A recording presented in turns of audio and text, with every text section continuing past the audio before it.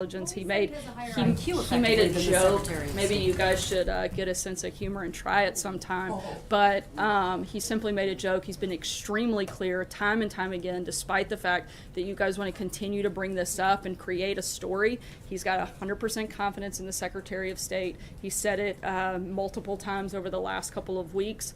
And we're trying to move forward and focus on the agenda while you guys want to move forward and talk about who likes who, when that's simply not what we're doing here. Sarah, one more question. Sarah, one more question. I'm going to go to Eamon.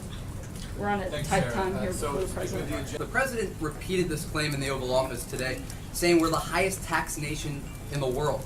Why does the president keep saying this? It's not true overall. We are the highest taxed corporate tax in the developed economy. That's a fact. But that's not what the president said. That's what he's talking about. We are the highest corporate taxed country in the developed economies across the globe. Sarah, so that's accurate, but the president keeps repeating this claim that we're the highest tax nation. And that's what we are, the highest tax corporate nation. That's not what he said. He said we're the highest tax nation in the world. The highest tax corporate nation. It seems pretty consistent to me. Sorry, we're just going to have to agree to disagree. One more. I just wanted to tie up a loose end from one of the president's tweets this morning. He said that the NFL is getting massive tax breaks. He called on Congress to change tax law. What specific changes was he calling for? The NFL claims it no longer seeks a tax-exempt status. Well, while the NFL may have given up its tax-exempt status a few years ago, it's been well documented that billions of taxpayer dollars continue to subsidize the construction and renovation of professional sports stadiums. If this industry is going to use money from American taxpayers to build the very fields they play on, is it really too much to ask that they show respect for the American flag at the beginning of the game? Is it appropriate for the Vice President of the United States to spend taxpayer money to go to a football game where he's going to walk out if players take a knee, knowing that he would be taking that action? I think it's appropriate. The Vice President was invited and he attended that game. And I think it's always appropriate for the leaders of our country to stand up for the national anthem, to stand up for our flag, and to stand up for the men and women who fought and died for it. Sarah? Sorry, I'm going to try to cover Just it. two really quick questions. One, to follow up on your answer. Who invited the Vice President to the football game? I'm sorry? Who invited the Vice I President? believe he was there to present an award. I don't know all the details. I'd encourage you to contact the Vice President's office, but that's my understanding. He was invited to present an award a few weeks ago. And the second question about the President's tweets about Bob Corker. He said he begged me to endorse him for re-election in Tennessee. Bob Corker's office has vehemently denied that happened, saying that the President actually called him and asked him to reconsider his retirement. Is the President telling the truth about this account? Yes. Peter. Sarah? Back on the football subsidies, the subsidies you're talking about are made by states and local governments. So is the president then supporting federal legislation to take that power out of the hands of state and local governments to subsidize local stadiums if they want to do so? Yeah, I think he's just making the point that if these individuals are going to be supported in large part and subsidized by taxpayers, that a large percentage and majority of Americans have said that they want NFL players to stand, that he's just drawing that connection between the two. Nothing I'm sorry, when he says change the tax law, he doesn't actually mean change the tax law.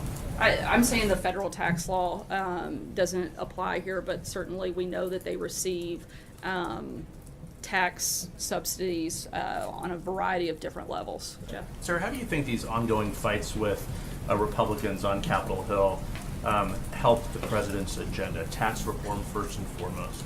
The president's very committed to getting tax reform done. Look, he's calling on Congress to get their job done. They're on another vacation right now. I think that we would all be a lot better off if the Senate would stop taking vacations and start staying here until we actually get some real things accomplished. The president's here and he's committed to working with them to do that. I think the Senate is working today, though, but how specifically does belittling the chairman of the Foreign Relations Committee help with tax reform? Because the president may need his vote on that. Well, look, and hopefully Senator Corker, who's been somebody who's consistently talked about being a fiscal hawk, was presented with responsible cuts, that he would certainly support those. Matthew. Thanks, Sarah. Over the weekend, Senator Bob Corker called the White House an adult daycare center, said the president could lead the country into World War III, and said that, quote, "He concerns me. He would have to concern anyone who cares about our nation." What can you tell us a little about the internal reaction to such a senior Republican making comments like that? And is there concern that other top Republicans could make similar comments? Look, Senator Corker is certainly entitled to his own opinion, but he's not entitled to his own facts. The fact is, this president has been an incredibly strong leader on foreign policy and national security, and he's been a leader on this front. And I think that's been seen and demonstrated time and time again since he took office. And a few examples: over 20 nations to significantly reduce economic and diplomatic ties with North Korea, further isolating them. He's gotten China and Russia to sign on to the toughest UN sanctions against North Korea ever. His new strategy is destroying ISIS. We have tremendous battlefield gains throughout Iraq and Syria.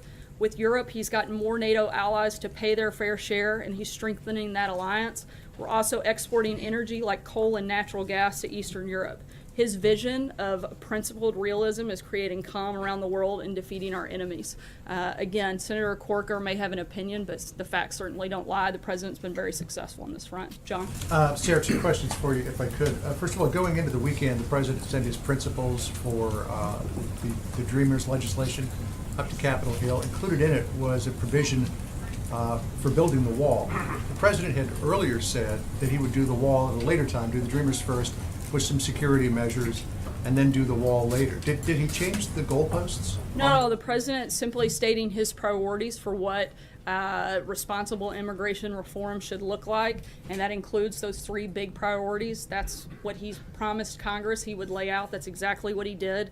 And I don't think we've been inconsistent on that front, and certainly not unclear. The president has talked about his priorities repeatedly, and in this case over the weekend laid them out in a very detailed fashion. Is he insistent that the wall be part of any DACA legislation? Look, I'm not going to stand up here and negotiate from the podium with you guys. That's something for the president and Congress to work out, but we're laying out our priorities. That's exactly what we put in that document, and we're going to work with Congress to try to get the most responsible immigration reform package that we can. And question 2. Speaking of goalposts, That was like 3 questions already. No, there's a question, follow-up question 2. Good thing he's a reporter and not a math teacher. I was horrible at that. NFL Commissioner Goodell sent a letter to owners and chief executives of all of the NFL teams saying, like many of our fans, we believe that everyone should stand for the national anthem. It's an important moment in our game.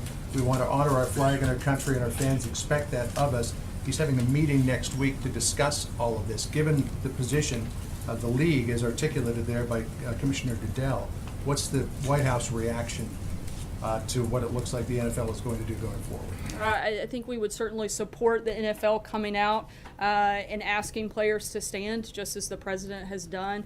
We support the national anthem, the flag, and the men and women who fought to defend it. And our position hasn't changed on that front. We're glad to see the NFL taking positive steps in that direction. And the president in his Forbes interview earlier today said that he's got an economic development bill that he's working on. He said nobody knows anything about it, and that's the first time he was talking about it. It would have some kind of a carrot and stick approach for companies that left the United States. Can you tell us more about what the president plans and when that's going to happen, given that you've got immigration, tax reform, and a whole bunch of other things moving on the Hill? As I said a few minutes ago, that in addition to the historic tax cuts and regulatory reform, the president's looking at different ways that we can bring jobs and profits back to our shores. That's all I have on that front at this point. Also, the president's getting ready to have an event here shortly, so we'll end with that, but we'll be here the rest of the day to answer your question. Thanks, guys. Police-involved shootings now. Is the president talking about these so-called eggheads? And by the way, I guarantee you, my IQ is much higher than theirs, all right? I guarantee I have a vocabulary better than all of them, certainly most of them. I know I have an IQ better than all of them. I know that. Governor Perry, a very nice guy. He made nasty statements about me. And then I challenged his IQ, which wasn't nice to do. And I challenged his glasses. What the hell are you wearing glasses for, all of us? I said the glasses aren't working. I tell you what, one thing we've learned. We have by far the highest IQ of any cabinet. I guarantee my IQ is much higher than any of these people. Like my uncle was one of the great professors at MIT. I mean, believe me, if it's good genes, we believe in genes, right? We're allowed to say that. So I tweeted that Rick Perry should have